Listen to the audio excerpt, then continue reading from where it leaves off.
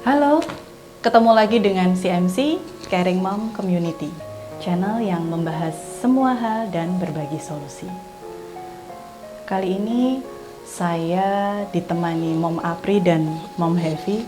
Kita kembali ngobrol cantik. Mom April dan Mom Heavy, sekarang kita udah masuk bulan Agustus nih. 17 Agustus sudah bentar lagi. Kalau biasanya kan kita banyak lomba-lomba untuk anak-anak, ibu-ibu gitu ya, untuk merayakan kegembiraan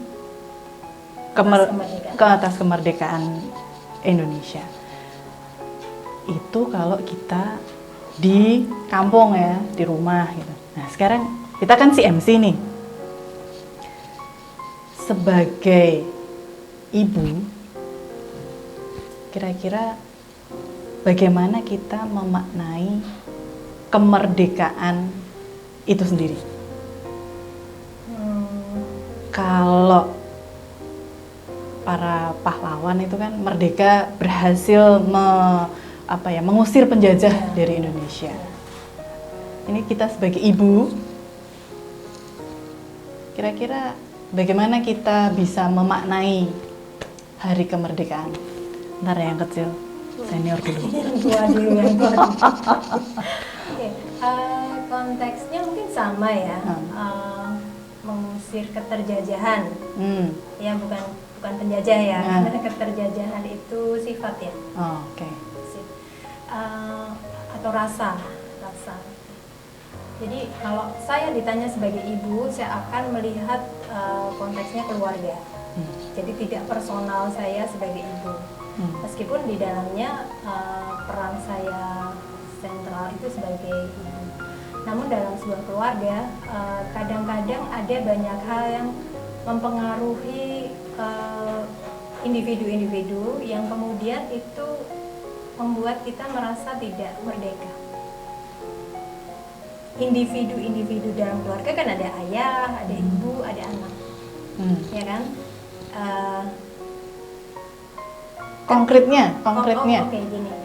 Jadi kalau saya keterjajahan seorang ibu itu konkretnya gimana? Konkretnya gini, misalnya saya sebagai ibu kemudian tidak merasa merdeka untuk menentukan bagaimana cara saya bersikap, bagaimana cara saya mengasuh, bagaimana cara saya mengungkapkan pendapat, mengungkapkan pikiran, kemudian berkomunikasi dan lain-lain. Dan yang benar-benar diinginkan oleh saya adalah saya menjadi pribadi yang merdeka, maksudnya menjadi diri sendiri, menjadi diri saya sendiri. Jadi pada saat kita tidak bisa mengasuh sesuai dengan keinginan kita, bersikap sesuai dengan keinginan kita, itu kita terjajah. Rasanya akan seperti itu. Tidak ada kemerdekaan untuk mengaktualisasikan segala sesuatunya yang apa adanya. Karena dengan begitu kan beban itu menjadi minimal ya. Tinggal kita mengolah pikir, gitu, mengolah pikir, memperbanyak referensi. Tapi beban ini sudah nggak ada dulu. Jadi semua layer-layer yang memberatkan itu hilang dulu. Kita selesai dulu, kita menjadi pribadi yang merdeka. Saya mengetahui tujuan saya ke depan, bagaimana keluarga ini akan dibangun, dan kemudian menentukan sikap. Dan itu semua memang benar-benar atas keinginan dan buah pikir saya sendiri, yaitu bagian dari kemerdekaan saya untuk membangun keluarga. Mbak, menurutmu gimana, Mbak? Hampir sama. Artinya gini, kadang kita dalam satu keluarga kan itu tadi ya, ada banyak anggota keluarga. Ya, padahal kita sekarang posisi rumah menjadi sarana utama ya, karena pandemi ini menyatukan banyak kepala itu kan memang butuh sebuah komitmen ya. Kalau menurut saya Iya benar bahwa merdeka itu memang harus sudah selesai pada dirinya sendiri dulu untuk bisa jangan-jangan nih kita belum selesai tapi kita menuntut anak kita, artinya kita kan juga tidak memberikan kemerdekaan ke anak kita kan, ibarat katanya menjajah anak kita sesuai dengan keinginan kita. Untuk mendasari itu kan artinya harus ada komunikasi antara ayah, ibu dan anak-anak. Agar supaya masing-masing pribadi seperti yang disampaikan Mam Apri tadi tidak merasa terbebani, tidak merasa terjajah ya. Tapi bukan berarti merdeka dalam arti yang boleh seenaknya ya, sendiri. Jadi kamu saya beri kemerdekaan berarti sama anak gitu, tapi bukan berarti dia terus merdeka dalam arti yang tidak baik ya. Jadi memang merdeka dalam arti kata pada batas-batas sesuai dengan batas-batas tertentu, dengan artinya tidak melanggar dari sisi norma moral pun, menjadi pribadi diri sendiri itu agar dia pun juga bisa memerdekakan atau tidak menjajah ke orang lain lagi gitu loh. Jangan sampai kita belum merdeka dalam internal kita justru bisa menjajah orang lain.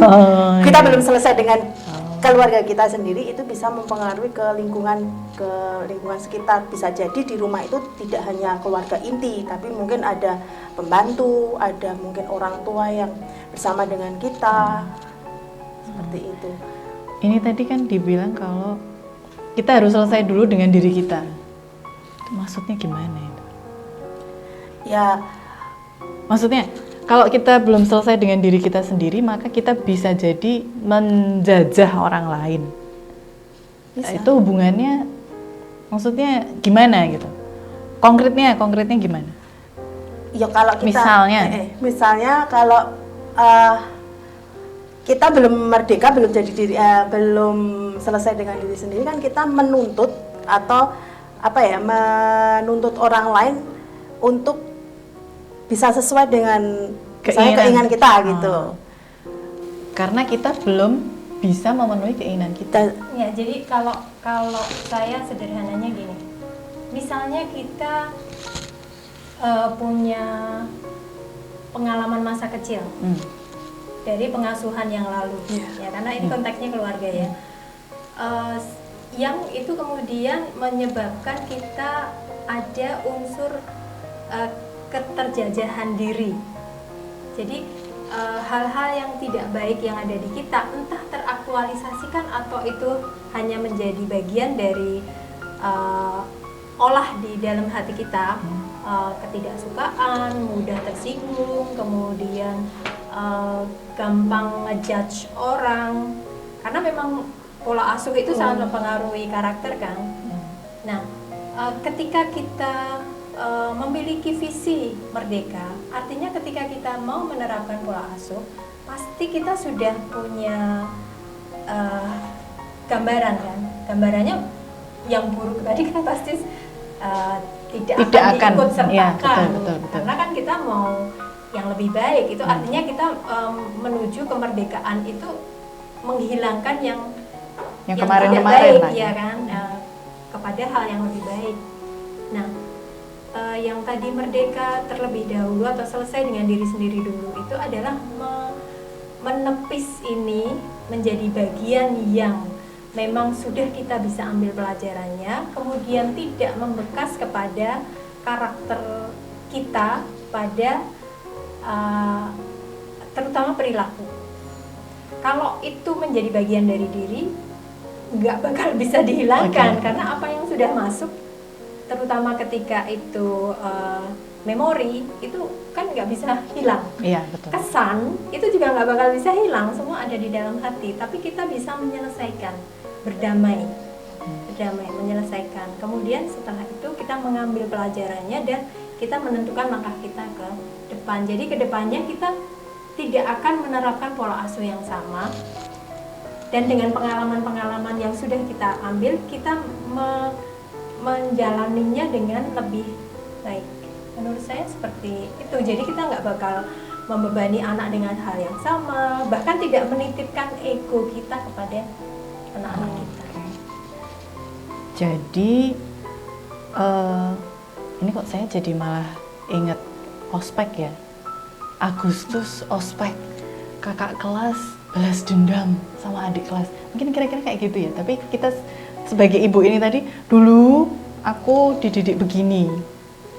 Kemudian akan mendidik anaknya begitu juga. Itu harus diselesaikan dulu. Iya. Yang kira-kira tidak sesuai atau mungkin kurang, ternyata yang kurasakan diginiin kok jadi nggak enak apa. Itu berarti harus Singkirkan. kita berdamai dengan itu. Iya. Oke, itu sudah jadi bagian dari masa lalu. Iya. Dan ini sekarang dengan kesadaran aku akan memulai yang baru. Iya, betul. Baru itu maksudnya bukan yang seperti dulu, ini begini dengan pemahaman yang lebih baik dan lain Iya. sebagainya. Bahkan mungkin bisa mengambil hal yang lalu dalam konteks yang menjadi pembelajaran ya. Ini untuk diikut sertakan dalam pengasuhan, tapi konteksnya akan berdampak positif. Oh, oke. Seperti itu. Jadi semua hal yang buruk pun bisa di recycle. Oke. Dipandang atau dibentuk sedemikian rupa, disampaikan sedemikian rupa sehingga bisa menjadi pembelajaran positif. Oke. Jadi memang sebagai ibu kita memaknai kemerdekaan dengan